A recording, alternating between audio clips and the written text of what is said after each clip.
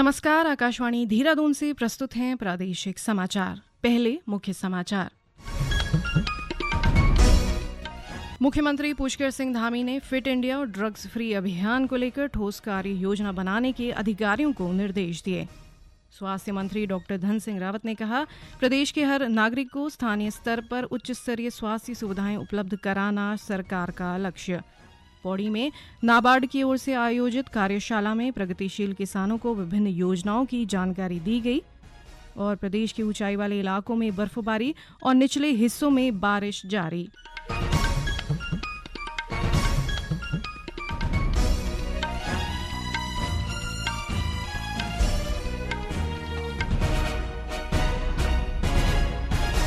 प्रादेशिक समाचार के साथ मैं व्याख्या चंदोला और अब समाचार विस्तार से।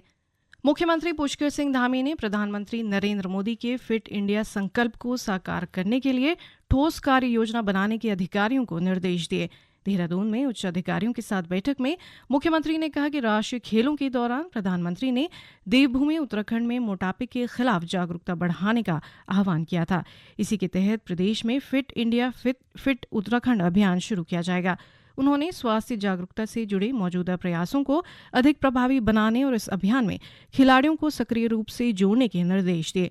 इसके अलावा मुख्यमंत्री ने ड्रग्स फ्री उत्तराखंड संकल्प को सिद्धि तक पहुंचाने के लिए अभियान को तेज करने, नशा तस्करी पर सख्त कार्रवाई करने और व्यापक जागरूकता फैलाने पर जोर दिया। उन्होंने कहा कि इस पहल में स्कूली छात्रों की भागीदारी सुनिश्चित की जाए ताकि युवा पीढ़ी नशे के दुष्प्रभावों से अवगत होकर स्वस्थ समाज के निर्माण में योगदान दे सके।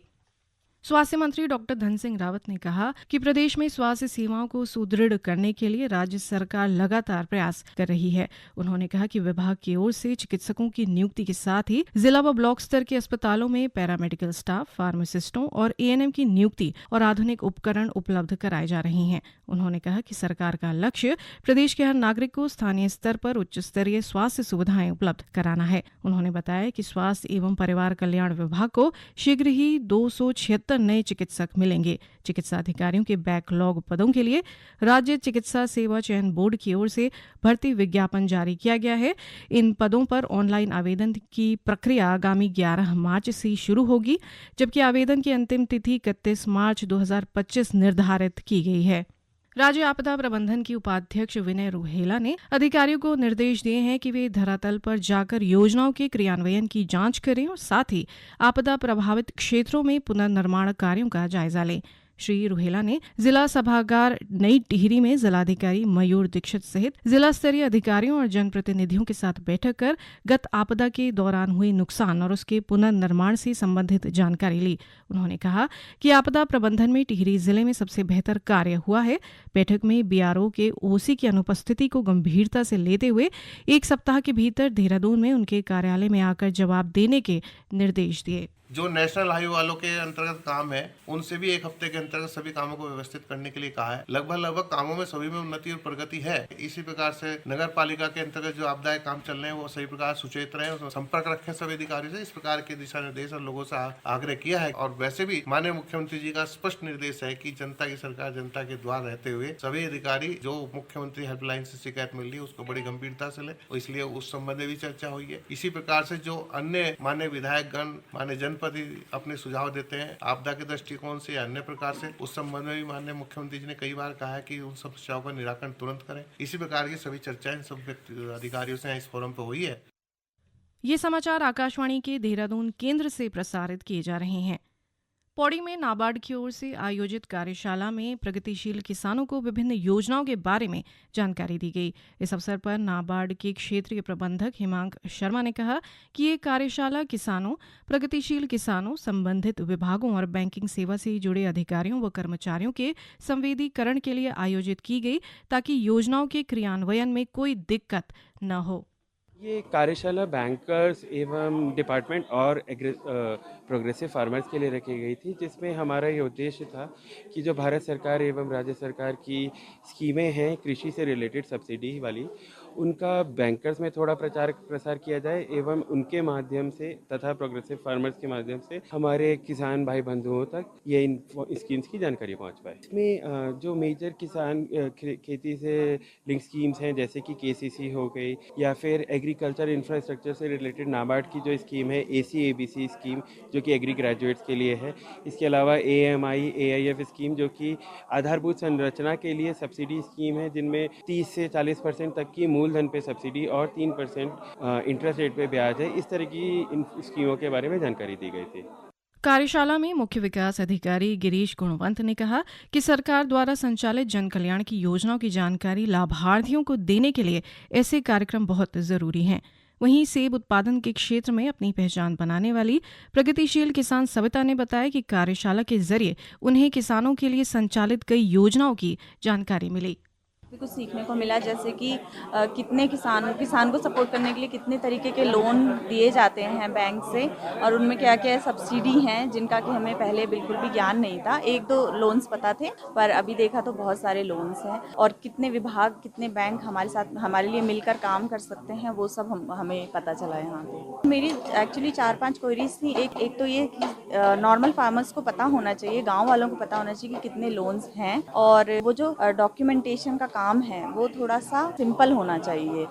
प्रदेश में बद्रीनाथ, केदारनाथ, गंगोत्री और यमुनोत्री सहित अन्य ऊंचाई वाले इलाकों में बर्फबारी और निचले हिस्सों में बारिश जारी है। चमोली जिले में माणा, मलारी, नीति घाटी, हेमकुंड साहिब और औली में बर्फबारी के साथ ही निचले क्षेत्रों में लगातार बारिश से जिले में कड़ाके की ठंड पड़ रही है। उत्तरकाशी जिले में हर्षिल, मुखबा और खरसाली सहित उच्च हिमालयी क्षेत्रों में बर्फबारी जारी है। हर्षिल घाटी सहित गंगोत्री धाम में बर्फ की सफेद चादर बिछ गई है। वहीं टिहरी जिले के गंगी, सुरकुंडा देवी, खैट और सेम मुखेम सहित ऊंची चोटियों पर बर्फबारी हो रही है। जिला मुख्यालय नई टिहरी सहित चंबा, प्रतापनगर, घनसाली, नरेंद्र नगर और थत्यूड़ आदि क्षेत्रों में जमकर बारिश हुई। जिले के जाखणीधार विकासखंड जाखड़ी के मंदार गांव में एक मकान के आंगन की भारी बारिश के कारण क्षतिग्रस्त होने से मकान को खतरा हो गया है। वहीं बारिश और बर्फबारी से किसानों के चेहरे भी खिल गए हैं। गेहूं, जौ, मटर की फसलों और फलदार पेड़ों के लिए ये काफी लाभकारी बताई जा रही है। हालांकि बारिश से ग्रामीण इलाकों के पशुपालकों को चारा पत्ती लाने में परेशानियों का सामना करना पड़ रहा है। चंपावत जिले में लगातार हो रही बारिश से आम जनजीवन प्रभावित हो गया है। हालांकि लंबे समय से बारिश का इंतजार कर रहे किसानों के चेहरों पर रौनक आ गई है।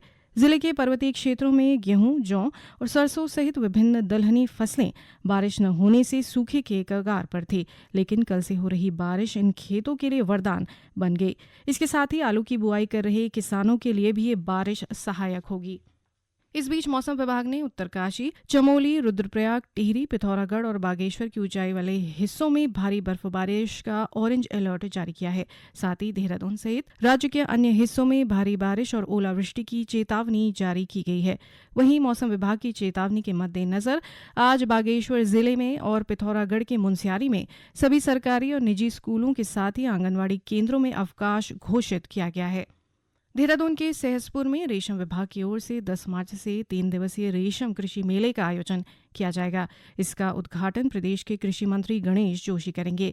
इस संबंध में देहरादून में आयोजित बैठक में मेले की तैयारियों को अंतिम रूप दिया गया। रेशम कृषि मेले में शहतूती व ओक टसर रेशम उत्पादन में कार्यरत प्रदेश के विभिन्न जिलों के लगभग 400 रेशम कृषक हिस्सा लेंगे। इस दौरान रेशम उत्पादन के क्षेत्र में उत्कृष्ट कार्य करने वाले रेशम किसानों को कृषि मंत्री द्वारा सम्मानित भी किया जाएगा। वहीं कृषि मंत्री गणेश जोशी ने कहा है कि रेशम किसानों के हितों के संरक्षण पर सरकार विशेष ध्यान दे रही है। मुख्यमंत्री पुष्कर सिंह धामी ने विधानसभा क्षेत्र खटीमा स्थित चकरपुर स्टेडियम छात्रावास में बोर्डिंग बॉक्सिंग एकेडमी स्थापित करने के लिए स्वीकृति प्रदान की है। गौरतलब है कि मुख्यमंत्री ने 11 फरवरी को चकरपुर स्टेडियम उधम सिंह नगर में 38वें राष्ट्रीय खेलों के अंतर्गत आयोजित मलखंभ प्रतियोगिता के अवसर पर बोर्डिंग बॉक्सिंग एकेडमी स्थापित करने की घोषणा की थी।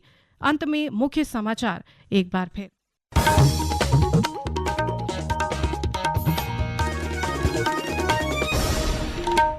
मुख्यमंत्री पुष्कर सिंह धामी ने फिट इंडिया और ड्रग्स फ्री अभियान को लेकर ठोस कार्य योजना बनाने के अधिकारियों को निर्देश दिए। स्वास्थ्य मंत्री डॉक्टर धन सिंह रावत ने कहा, प्रदेश के हर नागरिक को स्थानीय स्तर पर उच्च स्तरीय स्वास्थ्य सुविधाएं उपलब्ध कराना सरकार का लक्ष्य। पौड़ी में नाबार्ड की ओर से आयोजित कार्यशाला में प्रगतिशील किसानों को विभिन्न योजनाओं की जानकारी दी गई और प्रदेश के ऊंचाई वाले इलाकों में बर्फबारी और निचले हिस्सों में बारिश जारी। इसके साथ ही प्रादेशिक समाचार का यह अंक समाप्त हुआ। नमस्कार।